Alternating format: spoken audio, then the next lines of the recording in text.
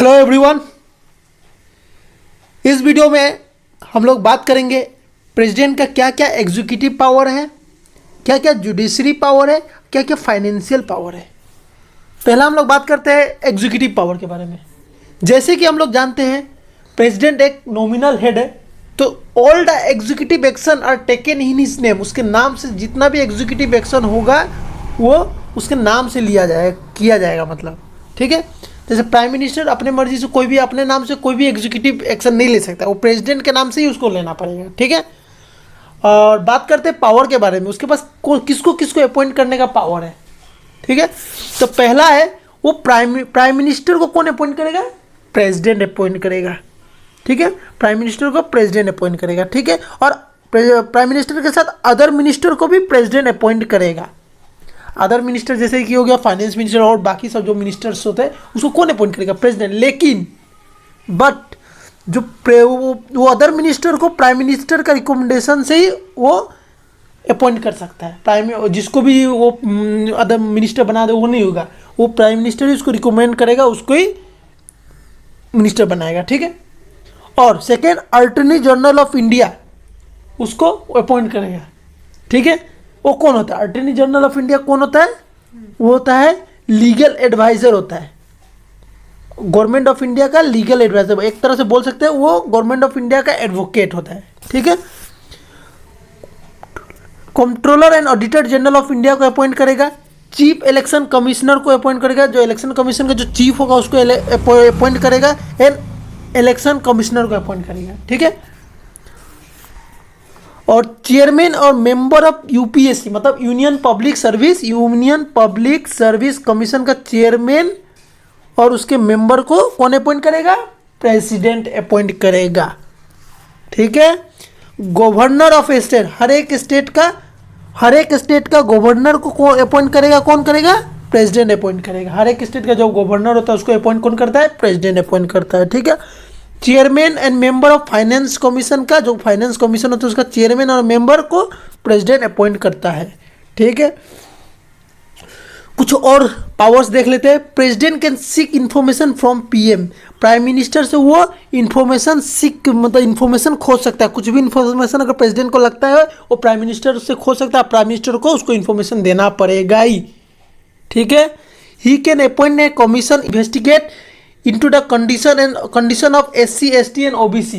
मतलब एक कमीशन वो बैठा सकता है जो मतलब SC का civil schedule caste, schedule tribes और अदर बैकवर्ड क्लास के कंडीशन, डेवलपमेंट कितना डेवलपमेंट हुआ वो सब वो देखे, मतलब उसका मतलब इन्वेस्टिगेट करे, ठीक है। He can appoint an inter state council, एक इंटर स्टेट काउंसिल भी अपॉइंट कर सकता है।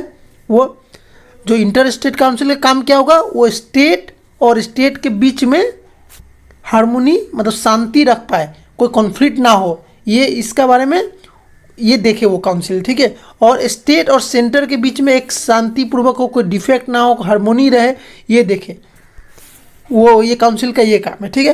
President directly administrate union territory through administrator, union जो टेरिटरी है ना उसमें से वो डायरेक्टली प्रेसिडेंट एडमिनिस्ट्रेट कर सकता है। किसके थ्रू? हर एक यूनिट टेरिटरी में एक एडमिनिस्ट्रेटर रख देता है, ठीक है।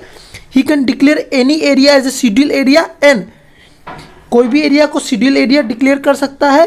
Have a power to administrate any schedule area, कोई भी शेड्यूल एरिया को एडमिनिस्ट्रेट करने का पावर है, कोई भी ट्राइबल एरिया को एडमिनिस्ट्रेट करने का पावर है उसके पास। ट्राइबल एरिया जैसे आसाम का जो ट्राइबल एरिया, अरुणाचल प्रदेश का जो ट्राइबल एरिया, उसको प्रेसिडेंट डायरेक्ट एडमिनिस्ट्रेट कर सकता है, ठीक है।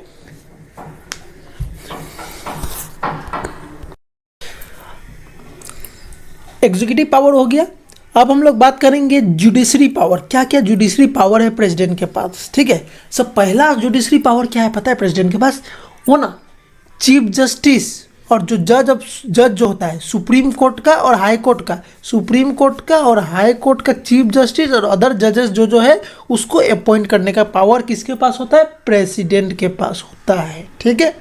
और एक बहुत खास और इंटरेस्टिंग पावर है प्रेसिडेंट के पास, माफ़ करने का पावर। कोई भी जैसे कि कुछ जजमेंट है, कुछ मतलब केसेस है जिसका मतलब जिसको माफ़ करने का पावर प्रेसिडेंट के पास होता है। जैसे कि जितना भी केस है, ठीक है, जो मतलब कोर्ट मार्शल से दिया गया हो, जो भी पनिशमेंट दिया गया उसको माफ़ करने का पावर प्रेसिडेंट के पास है, ठीक है।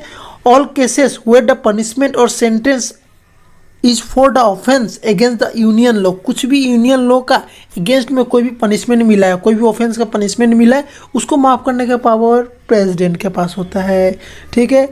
इन ऑल केसेस हुए the sentence is sentence of death, even किसी को डेथ सेंटेंस दे दिया, इतना बड़ा से डेथ सेंटेंस दे दिया, इसको ही माफ़ करने का पावर प्रेसिडेंट के पास होता है, ठीक है।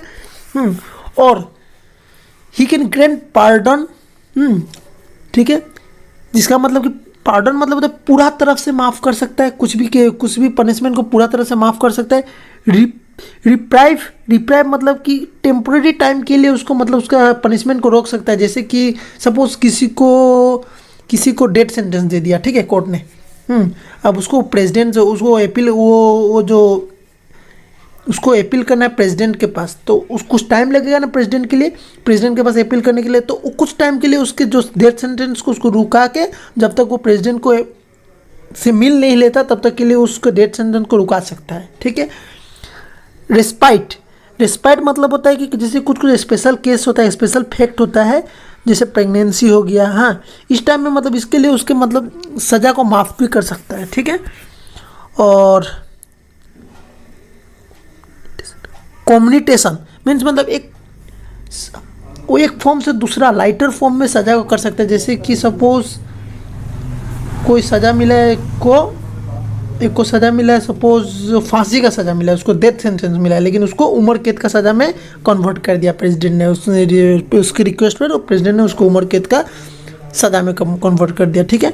फिर रिमिशन मतलब कहते पीरियड रिड्यूस हो जाता है, पीरियड रिड्यूस हो जाता है। जैसे कि सपोज किसी को 5 साल का सज़ा मिला है, 5 ईयर्स का इम्प्रिजनमेंट मिला है, जिसको प्रेसिडेंट ने 2 साल का कर दिया, चाहे 3 साल का कर दिया, वो पीरियड रिड्यूस कर दिया जाता है, ठीक है।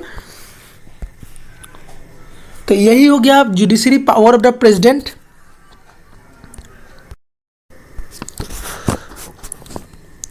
और अब बात करते हैं financial power of the president. President के बाद क्या क्या फाइनेंशियल पावर है, ठीक है। पहला फाइनेंशियल पावर है जो मनी बिल जो होता है ना, मनी बिल जो होता है वो पार्लियामेंट में जब इंट्रोड्यूस होता है ना, प्रेसिडेंट का प्रायर रिकमेंडेशन, पहले एक रिकमेंडेशन लगेगा, ठीक है, प्रेसिडेंट का रिकमेंडेशन लगता है, तभी उसको मतलब पार्लियामेंट में उसको मतलब इंट्रोड्यूस कर सकता है, ठीक है। उसके बाद वो मतलब जो फाइनेंशियल स्टेटमेंट होता है, जिसको यूनियन बजट होता है, वो भी पेश कौन करेगा, वो पार्लियामेंट में पेश कौन करेगा, प्रेसिडेंट ही पेश कर सकता है, ठीक है। और तीसरा है जो मतलब president constitute financial commission, after हर एक 5 साल में प्रेसिडेंट कॉन्स्टिट्यूट करेगा फाइनेंशियल कमीशन को, ठीक है। He can advance out the contingency fund of the India to meet the unforeseen expenditure, ठीक है। कॉन्टीजेंस फंड ऑफ इंडिया क्या होता है, वो होता है कि मतलब एक ऐसा खर्च जो मतलब फ्यूचर में लग सकता है, कुछ मतलब ऐसा स्थिति आ जाए जिसमें मतलब कुछ एक्स्ट्रा खर्च हो जाए, तो उसको मतलब उसको निकालने का जो फंड होता है उसको निकालने का पावर किसका, एडवांस में आउट कर निकालने का पावर किसके पास है, प्रेसिडेंट के पास है, ठीक है। तो आज की वीडियो में इतना ही।